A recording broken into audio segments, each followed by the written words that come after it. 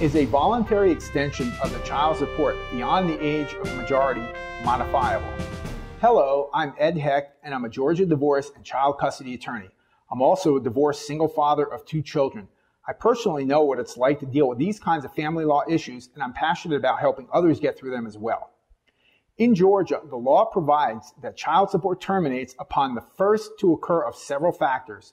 The child marries, the child dies, the child is emancipated or becomes self-supporting, or the child reaches the age of 18 years.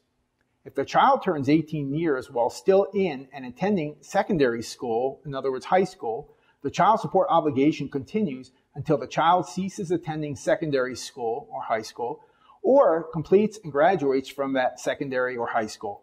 But, and this is important, not past the age of 20 years. This provision is obviously intended to provide appropriate support for a child who has an early birthday or a child who, for some reason, is held back in school. It allows that child to continue to be supported by his parents until finishing high school or until he turns 20 years of age, whichever event occurs first. Parents may, by written agreement, extend their legal obligation to provide child support for their children. For instance, some parents will include language in their divorce settlement agreement that requires them to pay a portion of the post-secondary expenses of their children. This could be things like college, vocational school, trade school, or other post-high school education.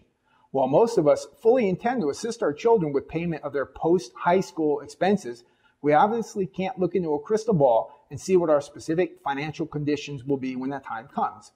Therefore, great care should be taken when agreeing to legally obligate yourself to post-majority support of your children. Just because there's no language in your agreement requiring you to assist your children pay for college or technical school, that doesn't mean that you can't do so voluntarily if you have the financial means when that time comes. However, if you have legally obligated yourself to pay that post-majority support, that obligation cannot be modified in the future unless both you and your former spouse agree, and a court enters a new order modifying the obligation. Now, I recently had a case like this, and the paying parent wanted to modify the amount he was paying while the child was still in college. He had agreed to keep paying child support until the child graduated from college, and he thought he could modify the amount based on his income. But he found out he could not do so without agreement from his ex, and that person would not agree to it. So remember this, the general rule of thumb is, if the court couldn't require you to pay for something in the initial order, it has no authority to modify an obligation you voluntarily assumed. I deal with these kinds of issues all the time in my family law practice, so call me at the number you see on your screen and we'll talk about your questions. You can also visit hechtfamilylaw.com and fill out the Contact Us form. Thanks for watching. I'm always happy to speak with you, and please click like or share if you're seeing this video on Facebook or YouTube so others will see this important information too.